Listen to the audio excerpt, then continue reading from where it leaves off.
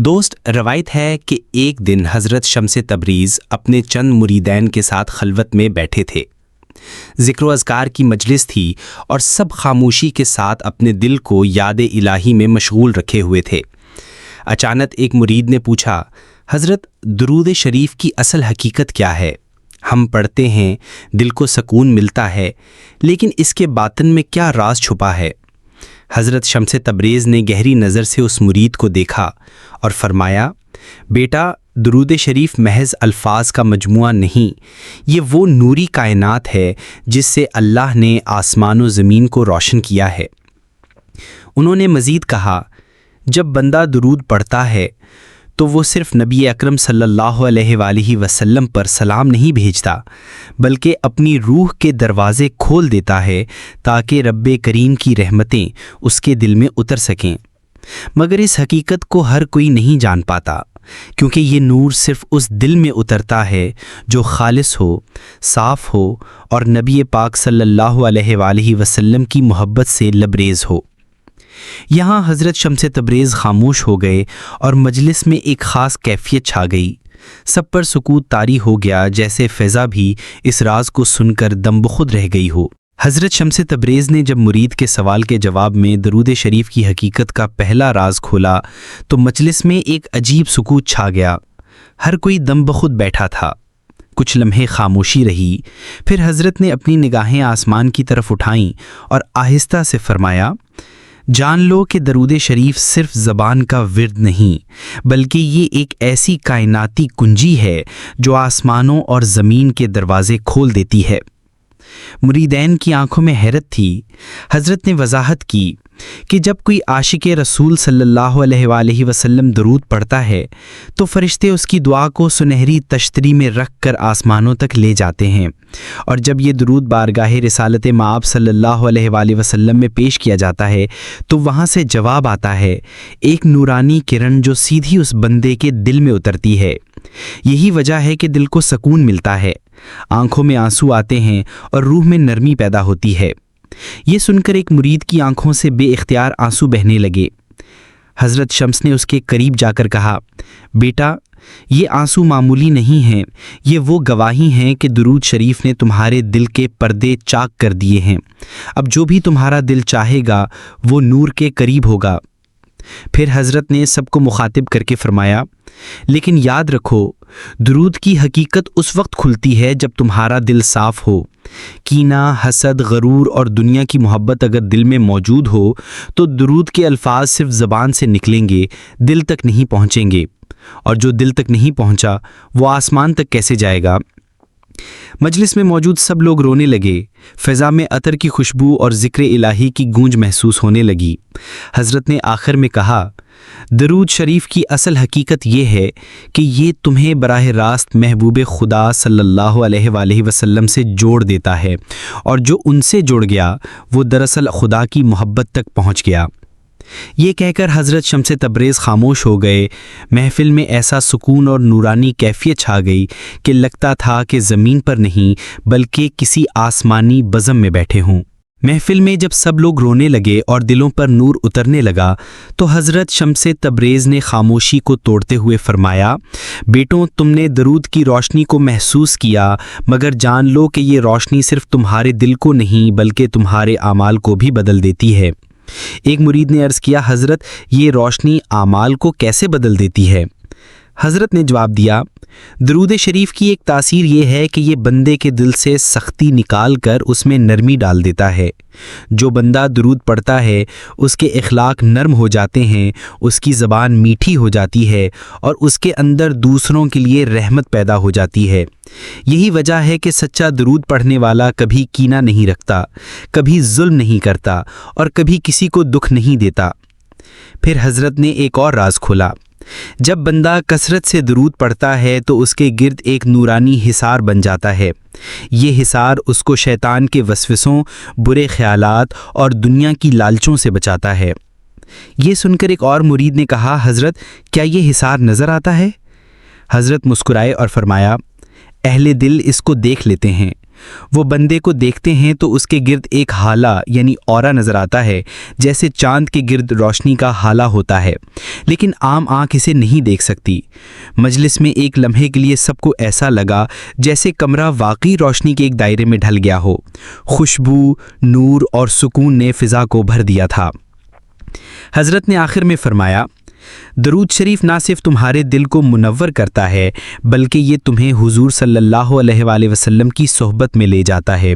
اگر تم خلوص سے پڑھو گے تو خواب میں یا بیداری میں تمہیں ان کی زیارت نصیب ہوگی۔ یہ سب سے بڑی کرامت ہے اور اس سے بڑھ کر کوئی مقام نہیں۔ یہ کہہ کر حضرت شمس تبریز نے ہاتھ دعا کے لیے اٹھائے۔ سب نے مل کر آہستہ آواز میں درود شریف پڑھنا شروع کر دیا۔ اس لمحے ایسا لگا جیسے زمین و آسمان کے پردے ہٹ گئے ہوں اور سب فرشتے بھی ان کے ساتھ درود کی محفل میں شریک ہو گئے ہوں۔ محفل درود کی گونج اور نور کے حصار میں ڈوبی ہوئی تھی۔ ہر ڈسائپل کی آنکھوں میں آنسو تھے، لیکن ان آنسوؤں میں غم نہیں بلکہ سکون، محبت اور قربت کی روشنی جھلک رہی تھی۔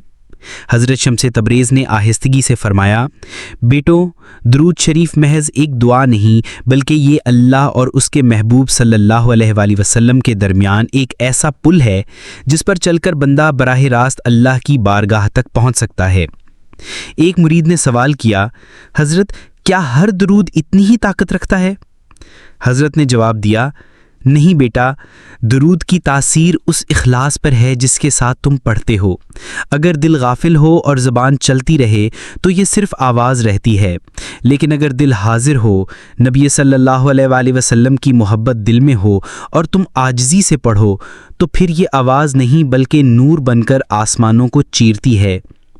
پھر حضرت نے مزید فرمایا، جو بندہ درود کو اپنی زندگی کا لازمی حصہ بنا لیتا ہے اس کی تقدیر بھی بدل جاتی ہے، اس کے رزق میں برکت ہو جاتی ہے، اس کے دشمن اس کے سامنے کمزور ہو جاتے ہیں اور اس کی نسلیں بھی رحمت کے حصار میں آ جاتی ہیں۔ یہ سن کر محفل میں سسکیاں بلند ہوئیں۔ کچھ ڈسائپلز نے اپنے ہاتھ چہرے پر رکھ لیے اور کچھ نے اپنے دل پر۔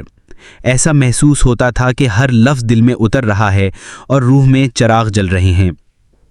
حضرت شمس تبریز نے آخر میں ایک اور بڑا راز بتایا، درود شریف پڑھنے والا تنہا نہیں رہتا۔ جب بھی وہ زبان سے درود نکالتا ہے تو فرشتے اس کے ارد گرد آ کر اس کی دعا کو اپنی آواز کے ساتھ دہراتے ہیں۔ سوچو جب ہزاروں فرشتے ایک ساتھ درود پڑھتے ہیں تو وہ کیسا نور بنتا ہے۔ یہ سن کر مجلس پر وجد طاری ہو گیا۔ کچھ لوگ بے اختیار رونے لگے، کچھ غشی میں آ گئے اور کچھ دل سے اللہم صلی علی سیدنا محمد دہراتے رہے۔ محفل کا اختتام ایسے سکون اور نور کے ساتھ ہوا کہ لگتا تھا زمین پر جنت اتر آئی ہو۔ محفل میں سکون اور نور چھایا ہوا تھا۔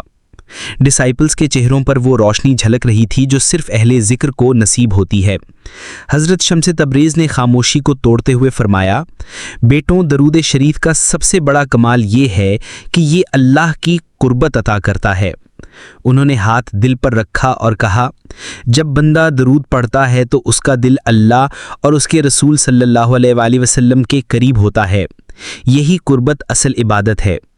ایک مرید نے عرض کیا، حضرت اللہ کی قربت کیسے محسوس ہوتی ہے؟ حضرت مسکرائے اور جواب دیا، جب تم تنہائی میں درود پڑھو اور تمہیں لگے کہ کوئی تمہارے قریب ہے، تمہارے دل پر سکون ڈال رہا ہے، تمہاری آنکھوں میں نمی پیدا کر رہا ہے، تو جان لو کہ تمہیں اللہ کی قربت نصیب ہو رہی ہے۔ پھر حضرت نے ایک اور راز بتایا، درود شریف درجات بلند کرتا ہے۔ جس بندے کے پاس کوئی نیک عمل نہ بھی ہو، اگر وہ اخلاص سے درود پڑھتا رہے تو اللہ اس کے لیے ایسے درجات کھول دیتا ہے جو بڑے بڑے عابدوں اور زاہدوں کو بھی نصیب نہیں ہوتے۔ یہ سن کر ڈسائپلز حیرت میں پڑ گئے۔ حضرت نے فرمایا، یاد رکھو، درود شریف نہ صرف دنیا میں سکون اور عزت دیتا ہے بلکہ قبر میں بھی روشنی بن کر ساتھ ہوتا ہے۔ قبر میں سب لوگ تنہا ہو جائیں گے لیکن درود پڑھنے والا تنہا نہیں رہے گا، اس کے کمرے کو یہ نور بھر دے گا۔ مجلس پر رکت طاری ہو گئی، کچھ ڈسائپلز رونے لگے، کچھ نے سر جھکا لیا۔ حضرت شمس تبریز نے آخر میں فرمایا، درود شریف سب سے بڑا وسیلہ ہے۔ یہ وسیلہ تمہیں اس محبوب صلی اللہ علیہ وآلہ وسلم تک لے جاتا ہے جن سے بڑھ کر کوئی شفیع نہیں، اور جس کے شفیع رسول اللہ صلی اللہ علیہ وآلہ وسلم ہوں تو اس کا کیا خوف۔ یہ کہہ کر حضرت نے سب کو درود شریف پڑھنے کی تلقین کی۔ محفل اللہم صلی علی سیدنا محمد کی آوازوں سے گونج اٹھی۔ ایسا لگ رہا تھا کہ زمین و آسمان سب ایک ساتھ ذکر میں شامل ہو گئے ہوں۔ محفل اپنی انتہا کو پہنچ رہی تھی۔ کمرے میں خوشبو، نور اور سکون اس طرح پھیلا تھا کہ لگتا تھا یہ کوئی عام جگہ نہیں بلکہ ایک آسمانی محفل ہے۔ ڈسائپلز کے چہروں پر وہ روشنی جھلک رہی تھی جو صرف اہل ذکر کو نصیب ہوتی ہے۔ حضرت شمس تبریز نے سب کو دیکھتے ہوئے فرمایا، بیٹوں، درود شریف صرف تمہارے اعمال، تمہاری تقدیر اور تمہارے درجات کو نہیں سنوارتا بلکہ یہ تمہیں ایک باطنی سفر پر بھی لے جاتا ہے۔ یہ سفر معراج روح ہے۔ ایک مرید نے عرض کیا، حضرت یہ سفر کیسا ہوتا ہے؟ حضرت نے وضاحت کی، جب بندہ اخلاص سے درود پڑھتا ہے تو اس کی روح زمین کی کشش سے آزاد ہو جاتی ہے۔ وہ روح ایک ایسی پرواز کرتی ہے کہ ستارے بھی اس کی منزل بن جاتے ہیں۔ کبھی وہ عرش کی طرف جاتی ہے، کبھی لوح محفوظ کی طرف، اور کبھی اللہ کے قریب ترین مقام پر پہنچ کر سکون پاتی، کبھی لوح محفوظ کی طرف اور کبھی اللہ کے قریب ترین مقام پر پہنچ کر سکون پاتی ہے۔ یہ وہی معراج روح ہے جو درود کے صدقے میں عطا ہوتی ہے۔ محفل میں سناٹا چھا گیا۔ سب کے دلوں پر ایک عجیب کیفیت طاری ہو گئی۔ حضرت نے مزید فرمایا، یاد رکھو، جس نے درود کو اپنا سہارا بنا لیا اس کی دنیا سنور گئی، اس کی آخرت روشن ہو گئی اور اس کا نام ان فہرستوں میں درج ہو گیا جن پر فرشتے رحمت لکھتے ہیں۔ آخر میں حضرت شمس تبریز رحمہ اللہ نے دعا کے لیے ہاتھ اٹھائے۔ ڈسائپلز نے بھی ہاتھ بلند کیے۔ فضا اللہم صلی علی سیدنا محمد کی آوازوں سے گونج اٹھی۔